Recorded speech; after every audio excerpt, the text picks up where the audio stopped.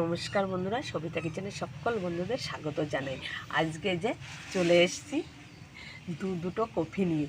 সবুজ কপি, কেউ সবুজ কপি বলে, কেউ গ্রিন কপি বলে, কেউ ব্রোকলি বলে। তা আমি সবুজ কপি বলছি, যে যে নামে ডাকে একে, তাই না?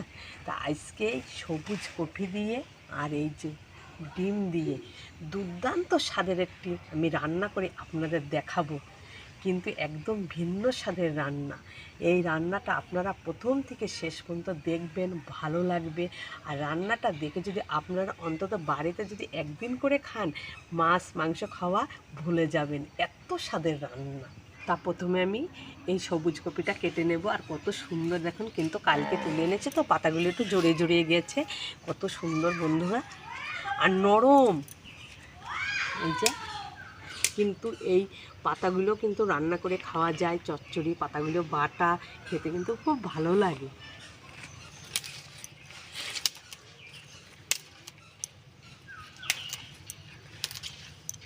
এই দেখুন কি দারুণ লাগছে না দেখতে।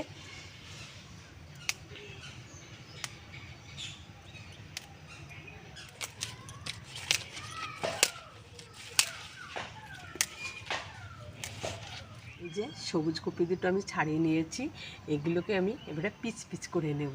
ডিমের ঝোল করবো তো, সেইভাবে পিচ করে নেব। এইরকম পিচ করে নেব।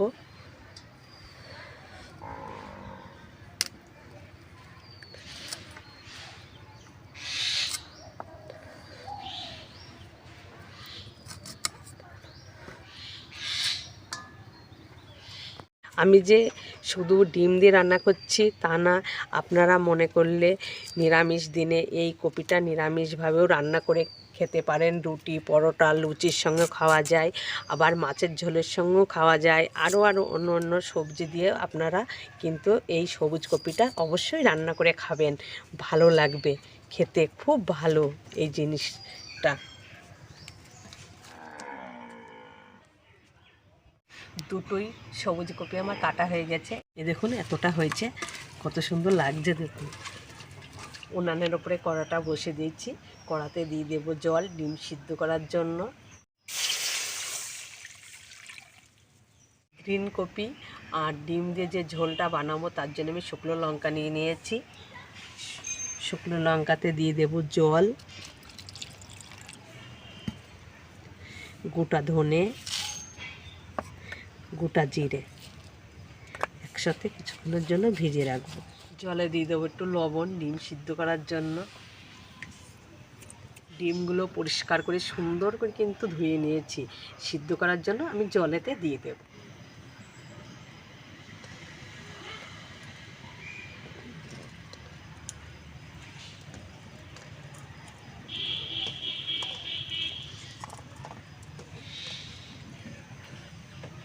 ডিমটা তো পরিষ্কার করে ধুয়ে নিয়ে সিদ্ধ করতে দিয়েছি, আলুটাও আমি সিদ্ধ করতে দেব।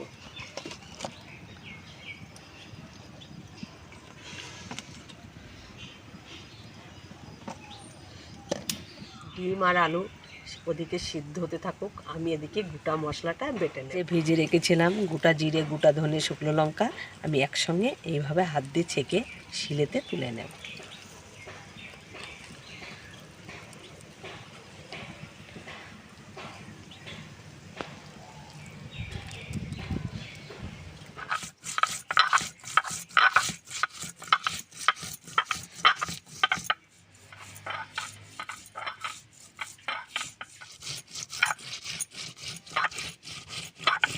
শুকনো লঙ্কা, গোটা জিরে, গোটা ধনেটা আমার সুন্দর করে বাটা হয়ে গেছে, আমি থালেতে তুলে নেব। ডিম আর আলুটা আমার সুন্দরভাবে সিদ্ধ হয়ে গেছে। এই যে সবুজ কপিগুলো আমি এই যে ডিম আলু সিদ্ধর ওই যে জলটা গরম আছে ওইতে দিয়ে দেব, কেননা সবসময় যদি কপি একটু ভাপে দিতে পারলে ভালো হয়, আমি দিয়ে দেব।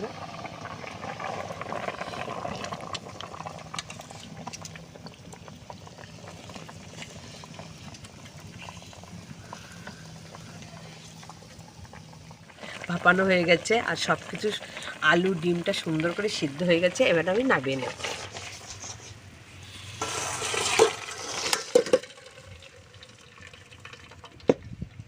ঠান্ডা জল দিয়ে দেব। আদা, পেঁয়াজ আর রসুন আমি ভেজে নিয়ে বাটবো, রান্নাটা আরও সুস্বাদু বেড়ে যাবে। তা কড়াতে আমি সর্ষের তেল দিয়ে দিয়েছি, তেলেতে দিয়ে দেব।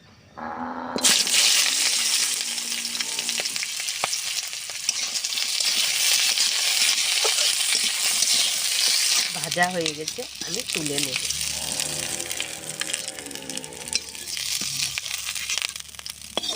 আমি হালকা করে ভেজে নিয়েছি, এবারে বেটে নেব।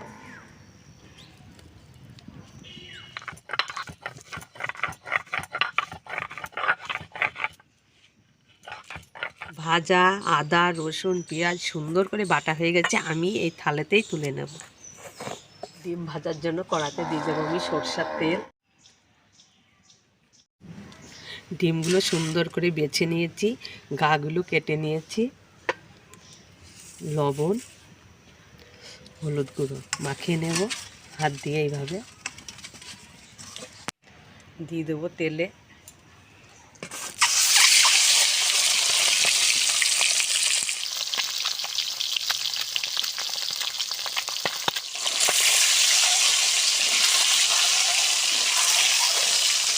ডিমগুলো সুন্দর করে ভাজা হয়ে গেছে, আমি তুলে নেব।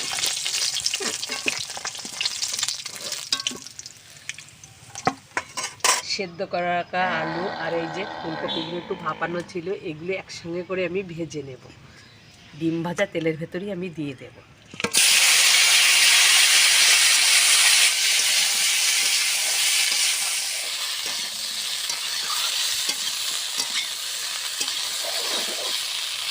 লবণ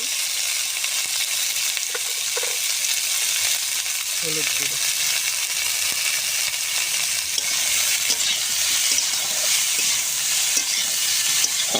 সবুজ কপি আলুটা সুন্দর করে ভাজা হয়ে গেছে, আমি নামিয়ে নেব। সবুজ কপি দিয়ে ডিমের ঝোলের ফোড়ন করে নেব। ফোড়নে নিয়েছি শুকনো লঙ্কা, গোটা জিরে, তেজপাতা, গোটা গরম মশলা, আমি তেলেতে দিয়ে দেব। বাটা মশলাটা দিয়ে দেব।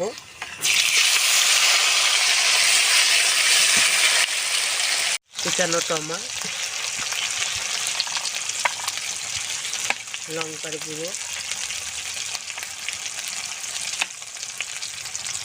হলুদ গুঁড়ো,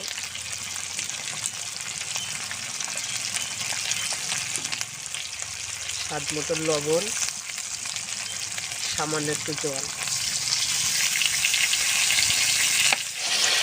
মশলাটাকে আমি সুন্দরভাবে কষিয়ে নেব।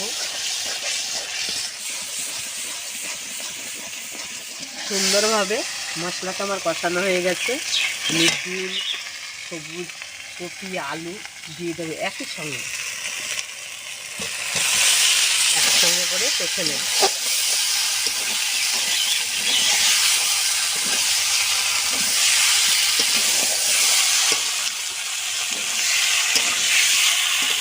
জল দিয়ে দেব।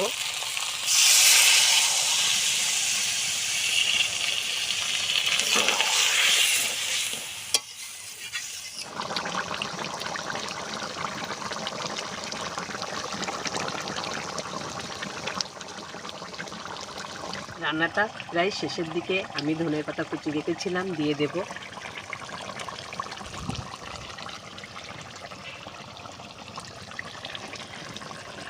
সব শেষে দিয়ে দেবো একটু গরম মশলার গুঁড়ো।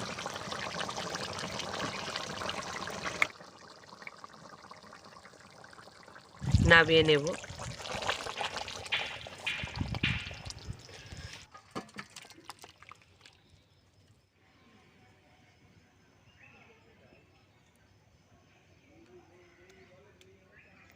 দারুণ তো সেন্ট উঠেছে, মনে হচ্ছে গরম গরম ভাতের সাথে থাকার পুরো জমে যাবে।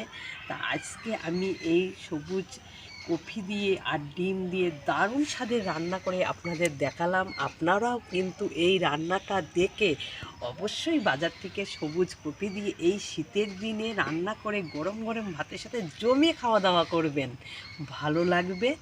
তা আজকে আমি যেভাবে ডিম আর সবুজ কপি দিয়ে রান্নাটা করলাম, যদি আপনারাও এইভাবে যদি রান্নাটা করে খান, তবে মাছ মাংস খাওয়া কিন্তু ভুলে যাবেন। খুব দারুণ স্বাদের একটি রান্না। তো আজকে আমি ভিডিওটি এখানেই শেষ করছি। আপনাদের সাথে দেখা হবে নতুন একটা রেসিপির সাথে। ভালো থাকবেন, সুস্থ থাকবেন, আর সকলে কিন্তু সাবধানে থাকবেন।